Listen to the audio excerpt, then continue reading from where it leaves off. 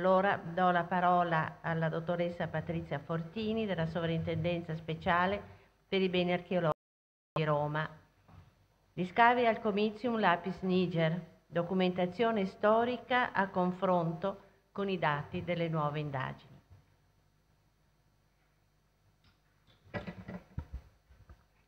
Buongiorno a tutti e ringrazio gli organizzatori per avermi invitato a parlare su Boni.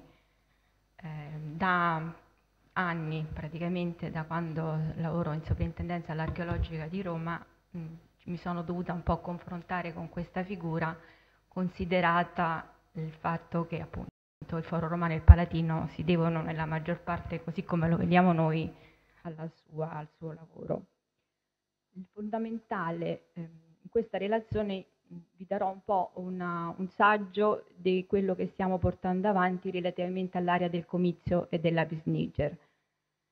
Soprattutto mi preme così mostrare un po' il metodo che è stato seguito in questi anni in questo lavoro. Questo perché? Perché prima di analizzare il terreno, appunto, è stato necessario un approfondito studio ed analisi della documentazione Boni.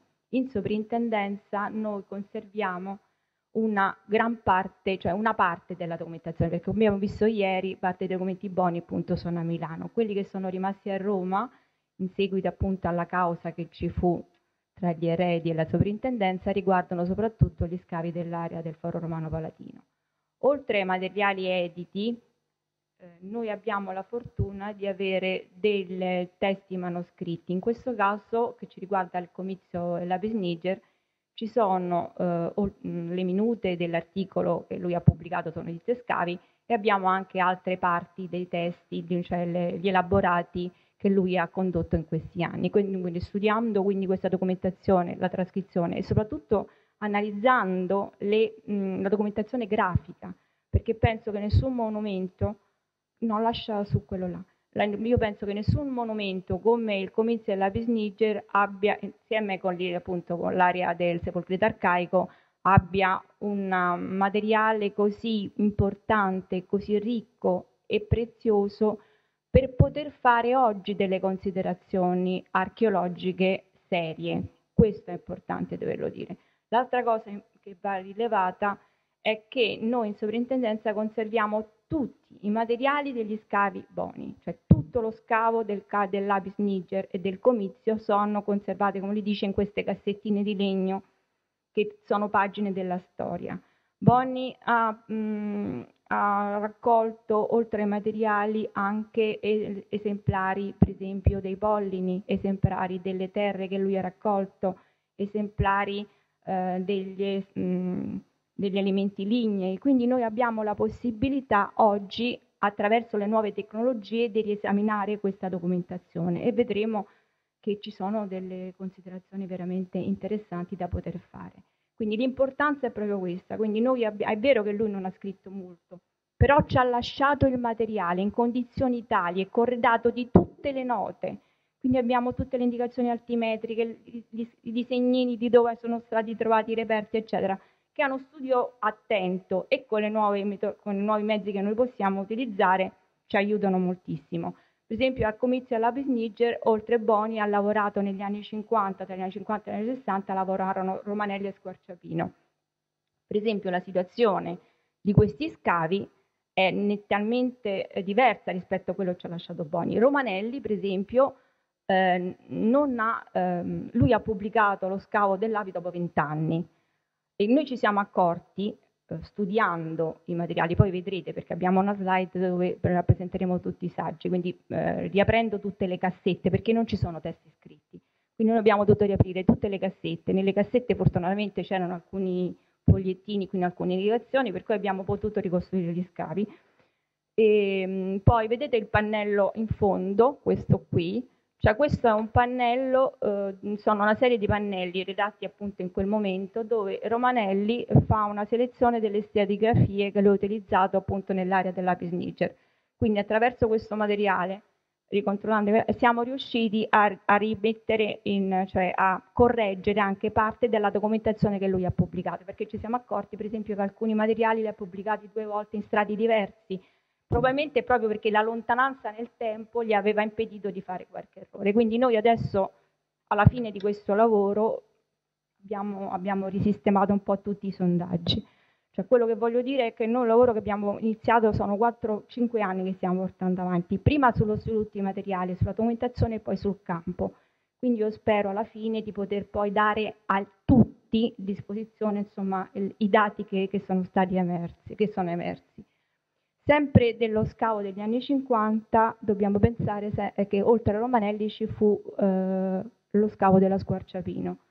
La situazione della Squarciapino è ancora peggiore, perché la Squarciapino non ha lasciato quasi nulla, abbiamo soltanto alcuni schizzi, poche indicazioni anche questo sui materiali, però insomma siamo riusciti comunque a ricontestualizzare i contesti, quindi noi adesso sappiamo la localizzazione dei saggi.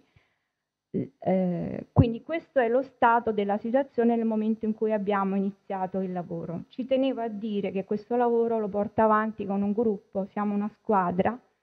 Ci sono degli archeologi che mi piace nominare perché lavorano con me ormai da anni, che sono Arianna Santelli, Enrico Giuffre, Francesca Cesari.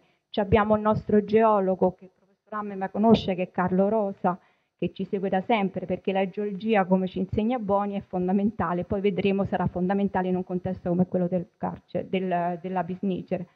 Lavoriamo con le università, per cui siamo in contatto per esempio con l'Università La Sapienza di Roma, dove facciamo con l'Istituto di Chimica per l'analisi dei materiali che sono recuperati. Stiamo lavorando con l'Università di Roma per lo studio della sedimentazione, perché questo sarà un altro elemento importante, cioè un gruppo interdisciplinare, perché come ha fatto capire bene il professor Manacrorda, cioè lo studio archeologico non può essere soltanto stratigrafia, cioè ci deve essere un contesto tutto generale e vi sto vedendo che questo lavorare insieme ci sta aiutando a capire una situazione complessa come quella dell'Apis Niger. Andando avanti possiamo vedere adesso, come vi dicevo, noi siamo partiti dalla documentazione del Boni. Questa è la famosa planimetria del Cirilli, che ci ha fatto un po' da guida, è stata un po' la nostra guida nel pianificare il lavoro. Ci tengo a dire che l'intervento sul comizio e sull'Apis Niger è dovuto a necessità di conservazione, cioè quando Romanelli riscavò l'area del comizio dell'Apis, coprì l'area con delle strutture in cemento armato che dopo 50 anni stanno crollando. Quindi noi ci siamo trovati con la piazza che stava in pericolo di collasso. Questo elemento, questa necessità ci ha portato a riconsiderare tutta l'area. Ed è per questo che per anni avete visto questo famoso cantiere invasivo sull'area del foro, ma il cantiere, io ci tengo a dirlo anche se non ho messo una slide, è vero che era invasivo, però noi abbiamo dovuto trovare una tecnologia particolare per poter tagliare tutta questa marea. Puoi tornare indietro? Di strutture, vedete le cose in cemento armato, perché il Romanelli ha praticamente sigillato tutto il piano del pavimento del comizio con questo cemento. Questo cemento poi praticamente con dei pilastri enormi che hanno sventrato anche parte dei rostra sottostanti. Quindi il nostro pericolo qual era? Non potevamo tagliarlo, altrimenti c'era pericolo che collassasse sulle strutture sottostanti. Quindi è stato un lavoro enorme di fare questi tagli con delle grandi rotatorie sospese, quindi la struttura è imponente, è stato un lavorone enorme, anche con il batticuore, per cui ci scusiamo, per anni abbiamo tutto coperto, cioè adesso fortunatamente l'area è stata tutta liberata e abbiamo potuto procedere nelle opere di rimessa in luce del monumento. Quindi questo era stato un elemento fondamentale, quindi noi ci siamo dovuti nella necessità di intervenire sull'area. Si porrà poi adesso il problema di come ricoprire la piazza. Questo sarà un problema che lasceremo agli esperti, perché poi ci sarà questo il discorso. Come si ripropone la piazza del comizio? Perché un problema non è soltanto a livello architettonico, ma anche a livello scientifico, perché noi i limiti della piazza, quale livello proponiamo? Quello repubblicano, quello augusteo, quello severiano, cioè un discorso enorme. Per il momento, personalmente, ci siamo limitati a documentare l'area e cercare un sistema per conservarla. Perché, andiamo avanti, quindi quando siamo intervenuti, come vi dicevo, abbiamo tenuto sotto presente questa pianta. Questa è la pianta del Cirilli. È una planimetria perfetta. Attraverso l'uso della alta definizione abbiamo realizzato una scansione con un metodo, insomma, che ci siamo un po' inventati. Qui abbiamo il nostro tecnico Riccardo Auci che ha permesso questa metodologia. Quindi noi abbiamo fatto la scansione attraverso le macchine fotografiche di tutte le piante storiche del Boni, anche quelle grandissime di 4 metri, quindi questa l'abbiamo potuta fotografare in formato zenitale e l'abbiamo potuta quindi analizzare punto per punto con tutte le particolarità che poi vedrete, perché ci sono degli elementi che poi abbiamo ritrovato nello scavo, ma è perfetta, cioè è veramente una fotografia d'alto, cioè incredibile. Possiamo andare avanti? Sempre partendo prima sempre di iniziare il lavoro, abbiamo cercato di verificare la corrispondenza, la scientificità della documentazione Boni. Questa che vedete così abbiamo una visione della famosa riprese aeree che fa Boni dell'aria. Boni tra il 1899 e il 1905, il 1906, insieme con il genio militare riesce a fare le riprese aeree, sono le prime riprese aeree dal pallone frenato del contesto. Analizzando queste riprese aeree noi abbiamo visto che dalle immagini hanno una netta corrispondenza con la pianta che abbiamo visto in precedenza. Abbiamo fatto questa operazione di collegare l'una sull'altra per verificare, insomma, cioè l'idea era quella di vedere se è la pianta che è venuta prima delle immagini, ma probabilmente hanno lavorato insieme, cioè in questo momento il Boni ha utilizzato sicuramente la fotografia aerea anche come elemento per poter ritrarre queste piante, ma la cosa eccezionale che abbiamo ritrovato è che sono perfettamente sovrapponibili, quindi le immagini, quello che vediamo è corretto con la realtà. Quindi questo è un genere di documentazione, quindi la documentazione di Boni. Poi noi adesso che abbiamo aperto l'area del comizio, stiamo lavorando intanto alla realizzazione della prima pianta archeologica del Foro Romano di dettaglio, perché a tutt'oggi non esiste, quindi stiamo portando avanti di questo lavoro, spero dell'anno di poterlo finire. È una pianta dove sono state posizionate anche tutte quelle strutture che non sono più visibili, desunte proprio dalla documentazione cartografica che ci ha lasciato Boni. Quindi utilizzando, dopo aver l'apertura, quindi dopo aver tolto il solaio che copriva la zona dei rostri in questo caso, la cosiddetta polizia archeologica, siamo stati in grado di fare la prima ortofoto dell'area del comizio e posizionarla, quindi abbiamo potuto mettere in relazione tutta questa documentazione, possiamo andare e dove evidenziando in pratica le strutture. L'altro tipo di documentazione che abbiamo fatto, che stiamo portando avanti, di cui vedremo soltanto degli spezzoni, perché poi io spero che se qualcuno avrà interesse di vederlo, noi abbiamo realizzato un video dettagliatissimo di tutta l'area del comizio, perché il comizio attualmente è coperto. Noi abbiamo dovuto rinterrare, perché ci sono state, abbiamo avuto 3 inondazioni del Tevere con la cloaca massima che ha esondato all'interno dell'area con tutti i problemi e quindi le strutture si stavano degradando in maniera incredibile, cioè le sezioni si stavano dilavando eccetera, per cui abbiamo dovuto scegliere questa situazione di coprire, di interrare l'area, anche perché comunque l'area del comizio non si può vedere, cioè non si poteva vedere prima, non si sarebbe potuta vedere dopo, in quanto il livello della piazza comunque è basso, quindi non consente di entrare. Io stessa mi ricordo una volta, cioè quando ancora c'era la soletta della piazza, cioè si riusciva a malapena strisciando a vedere in lontananza, perché poi le strutture sono in mezzo, quindi non consentono neanche di girarci intorno. Quindi noi abbiamo interrato, ma con sabbia, quindi si può riaprire in ogni momento, può essere reversibile. Comunque questa è stata una scelta proprio perché abbiamo dei grossi problemi di conservazione. Comunque abbiamo fatto un video perfetto, adesso poi vedrete avanti, noi abbiamo soltanto un'immagine dove si possono anche avere la possibilità di controllare le misure, quindi fare tutti quelli che sono gli esami anche dal punto di vista tecnico. Continuando nella nuova tecnologia, cioè utilizzando le nuove tecniche, l'altro passo volto alla documentazione dell'aria è stato quello di fare il laser scanner. Adesso insomma è una prassi consolidata, quindi qui vediamo una prima visione dell'aria però prima dei nostri saggi, quindi questa è l'area al momento della, diciamo, in cui l'ha lasciata Romanelli, quindi dopo l'apertura di Romanelli. Qui ho fatto vedere, andiamo avanti, ecco questa insomma, sono contenta di presentarla perché è la prima pianta archeologica di dettaglio dell'area del Comizio e dell'Apis niger.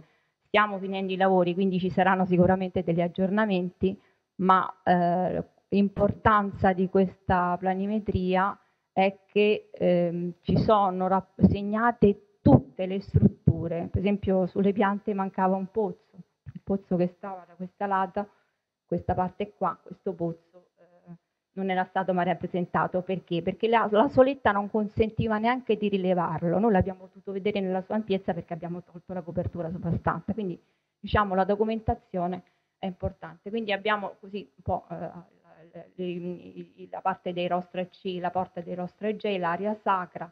Queste poi sono le novità di cui vi parlerò, che sono venute fuori con questi mezzi, perché qui in questa parte abbiamo avuto una di quelle che sono le scoperte di quest'ultimo tempo, analizzando un saggio della Squarciapino, perché sono venute fuori delle strutture di prima sistemazione, diciamo di primo intervento umano sulla piazza, questa che possiamo essere l'area del Comizio, che risalgono alla fine del IX secolo a.C.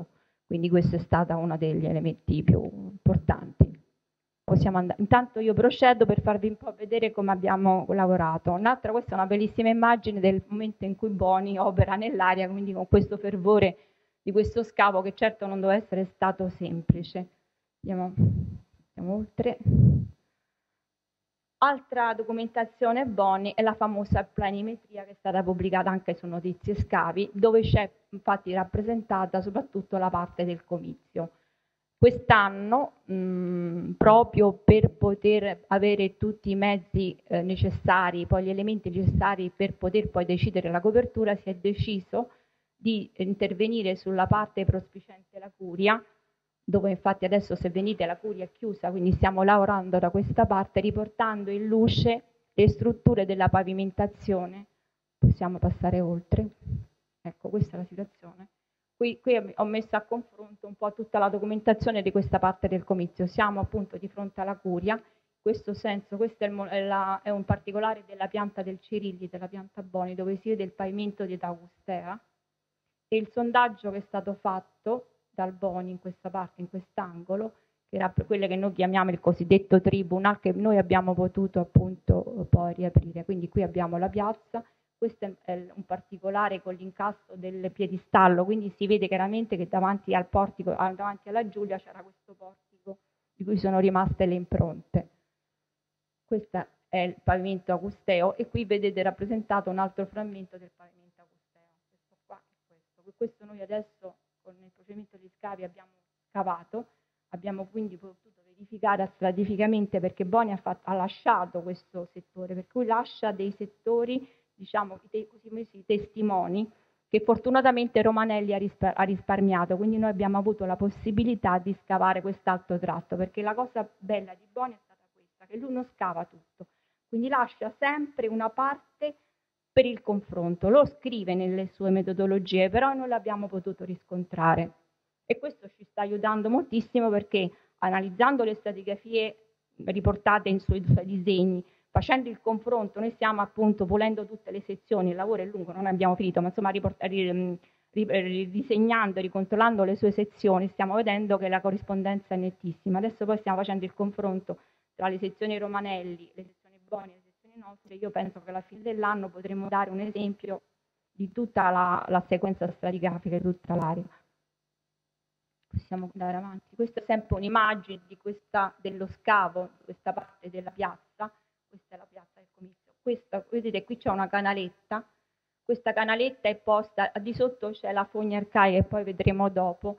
Cosa è successo quest'anno? Che proprio per l'esondazione della cloaca massima c'è stata, possiamo dire, la fogna, è scoppiata la fogna che passa sotto quest'area e che viene dal Crivo Argentario e va nella cloaca massima, quindi è scoppiata quindi ha divelto una parte della pavimentazione della canaletta. Quindi questa è stata l'occasione perché abbiamo potuto constatare che questi blocchi sono di riuso, quindi sono tardi, probabilmente sono tardi antichi, e hanno riutilizzato una recinzione, quindi una transenna marmorea, per cui abbiamo tirato fuori dei frammenti della transenna marmorea che forse dovrebbero essere dell'area, quindi sono della Puglia, insomma. Comunque una bellissima transenna marmorea è venuta fuori da questi blocchi. Quindi noi abbiamo deciso di musealizzare questi blocchi e abbiamo sostituiti con dei blocchi moderni, quindi abbiamo fatto un'integrazione salvando il materiale. Possiamo andare avanti? Ecco, questo è un particolare sempre dell'indagine Boni, quindi noi abbiamo approfondito questo scavo. Tengo a precisare che sono interventi mirati e molto non esaustivi, cioè nel senso che per problemi di sicurezza è anche considerata l'area del foro, non abbiamo potuto estendere lo scavo, noi ci siamo limitati a controllare il saggio fatto già dal Boni. Abbiamo verificato, eccolo qui, l'effettiva presenza dei gradini del cosiddetto tribunal, qui ne vediamo 3, quindi questi sono quelli superiori rispetto a quelli che disegna Boni qua.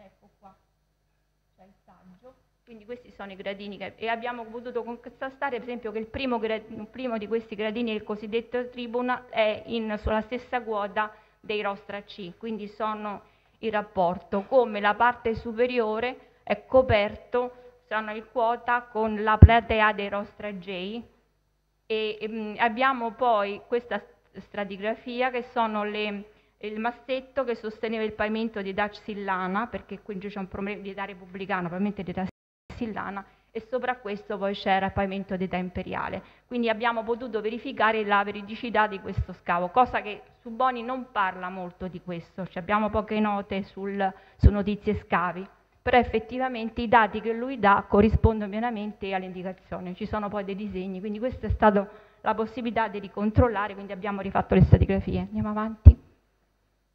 Questa è l'altra grande, dunque, l'altro genere di documentazione che ci è servita prima di procedere al nostro lavoro. Sempre una visione dei rostra, quindi qui vediamo C, questo è un disegno di Romanelli perché diciamo, l'approfondimento, Boni stesso qui l'individua i rostra.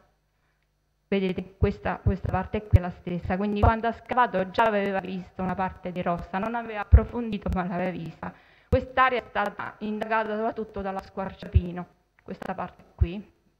Lei praticamente ricontrolla i saggi di Boni in corrispondenza di quella che era la 10ª esplorazione da questa parte e la zona vicina alla canaletta, alla fogna di cui vi parlavo prima, e al punto di contatto tra i Rostra C e i Rostra J. E questo è i famosi scheggioni Squarciapino di cui poi vi dirà. Comunque ecco, questo è il tipo di documentazione che abbiamo avuto. Per la prima volta, come vi dicevo, siamo riusciti a posizionare i saggi della Squarciapino, quindi anche questo può essere messo a disposizione con tutto l'elenco dei materiali corrispondenti, perché abbiamo fatto la schedatura completa di tutti questi oggetti e questo ci aiuta anche nell'analisi stratigrafica, quindi andiamo avanti. Ecco, questo è un video, sempre una parte del video che vi dicevo che abbiamo presentato, sono spezzoni che vi faccio vedere perché era talmente noto, comunque si può vedere la parte, diciamo, di contatto dei Rostra C con i Rostra J e il punto in cui i Rostra C si addossano, cioè probabilmente vengono tagliati perché questa fogna, che poi è un bel condotto, ha una parte in cappellaggio, una struttura superiore invece in opera successiva che poi sfocia nella cloaca massima, dove si vede praticamente anche il come in questa zona ci siano state tutta una serie di influenze, perché vedete questa parte qui è è una parte di un nucleo cementizio di età sillana che al momento in cui fanno gli scavi la Squarciapino si estendeva a coprire tutta quest'area, noi abbiamo le foto. Quindi loro l'hanno scavata e hanno liberato. Vedete questa fognetta qui, questa è la fognetta repubblicana sillana che probabilmente è in connessione con la sistemazione sillana dell'area. Possiamo andare oltre? sempre ci troviamo nell'ambito del punto in i Rostra C vengono inglobati dai Rostra J. Sempre lo scavo squarciapino, siamo da questo lato. Questo è un particolare della documentazione squarciapino che fa vedere il sommerilievo della muratura con gli incassi dove sono state trovate poi le olle, di cui una l'aveva già vista Boni, e lei individua tutta questa serie di olle all'interno della muratura. Quindi io penso, però, insomma, ne abbiamo trovate in magazzino, per fortuna 2 si sono salvate, per cui abbiamo la possibilità di poter ricontrollarle con i saggi statistici. Questa è sempre la visione del muro. Qual è stato il problema di vedere un po', questo è il muro dei Rostra C, il problema di verificare le fondazioni di questa struttura. La cosa interessante è che non ha una fondazione, cioè si poggia direttamente, è una cosa che è abbastanza particolare. Un attimo solo. Sì. Non credo che si possano fotografare queste immagini. No. Per favore non lo fate. È tutto inedito, cioè nel senso che faremo sicuramente poi... Anche per il tempo, perché siamo già... Dobbiamo 2-3 minuti. Quindi andiamo avanti. Quindi adesso questa è la visione dei Rostra C, quindi abbiamo potuto verificare che non c'è una fondazione vera e propria, ma si appoggiano. Questo è il famoso scavo che abbiamo fatto in quelli che sono gli scheggioni squarciapino. Questa è la struttura dell'Apis acusteo, questo è un residuo dei grossi piloni in cemento armato del Romanelli. Questo vi fa capire la situazione dell'area com'era. Andiamo avanti, perché se andiamo veloci. Ecco, qua vi presento insomma il risultato attuale, lo scavo nell'area dei cosiddetti scheggioni di squarciapino, per andare a verificare appunto l'effettiva presenza, la natura di questa struttura e poi la presenza del famoso focolare che la Squarciapino dice di aver trovato in corrispondenza e che noi non abbiamo verificato la presenza, probabilmente è stata asportata nel momento in cui l'ha scavato. Quindi che cosa è venuto fuori? È venuto fuori questo proprio grazie anche a un evento meteorico, cioè l'alluvione ha distrutto una parte del muraglione dello Squarciapino che è venuto giù. A quel punto noi abbiamo approfondito lo scavo, abbiamo notato appunto che questo famoso muraglione si appoggiava direttamente, cioè era appoggiato su una parte geologica, una struttura geologica, il banco tagliato, quindi era in situ, e quindi ci siamo allargati davanti e qui è venuta fuori la sistemazione di una struttura muraria vicino in blocco di tufo che poggia ancora questa sul taglio della roccia, che dal materiale, andiamo oltre perché è tardi, dal materiale che abbiamo recuperato in zona si data appunto sicuramente il muro sotto la struttura sono di fine nono, quindi questa struttura muraria vive dalla fine del nono fino alla seconda metà dell'VIII secolo a.C. Poi c'è un abbandono, perché questa è una visione un po' dello scavo, c'è un abbandono fino a tutto il VII secolo e poi sopra si impostano quelli che noi chiamiamo gli scheggioni squarciapino. Gli scheggioni squarciapino quindi sicuramente vengono dopo l'abbandono del muro, prima dei Rostra C. Questa è la grande... andiamo oltre, così non facciamo troppo tardi.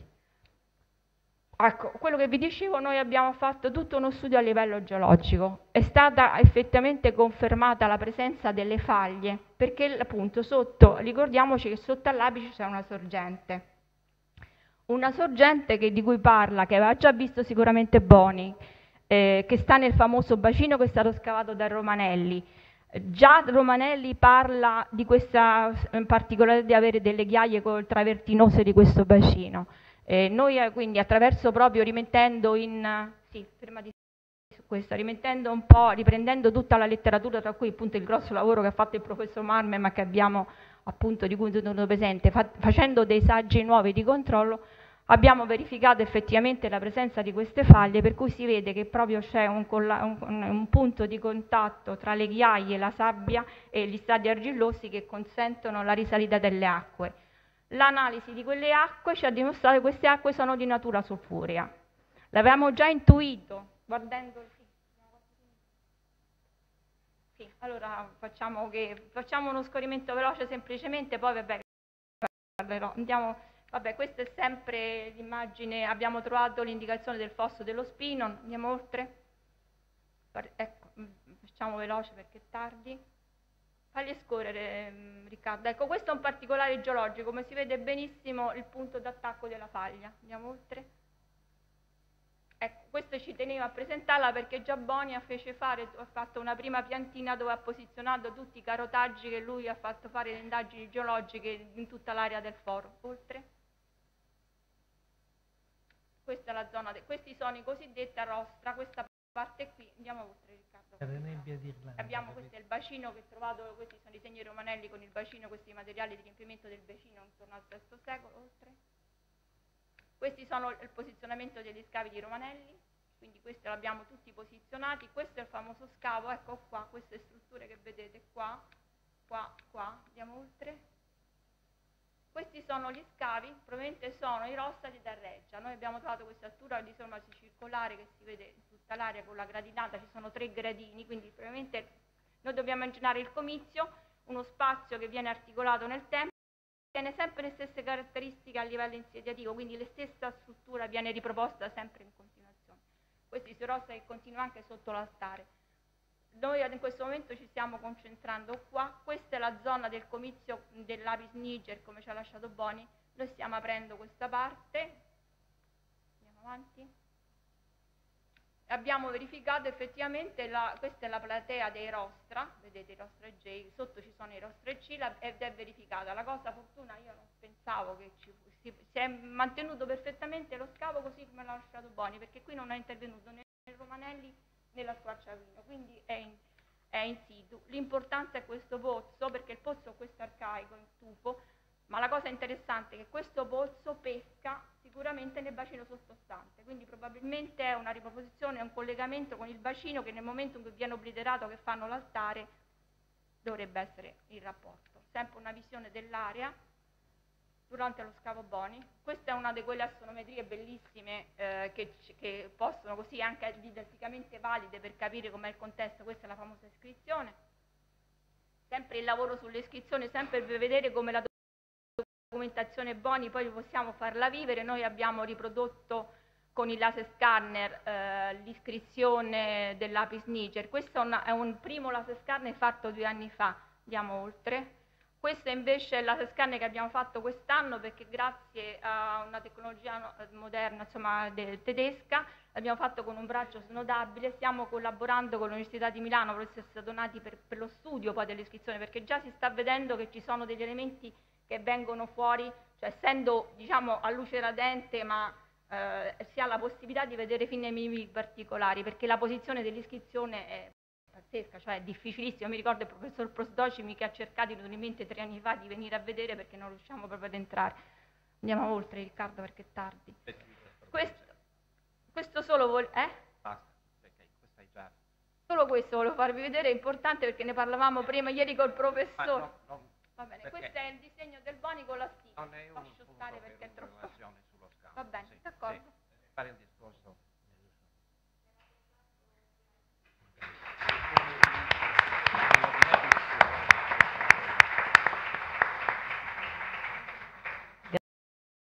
Dottoressa Fortini, mi scuso per questa interruzione, però il tempo purtroppo è tiranno e siamo già fuori tempo massimo di ben mezz'ora, perché era molto interessante.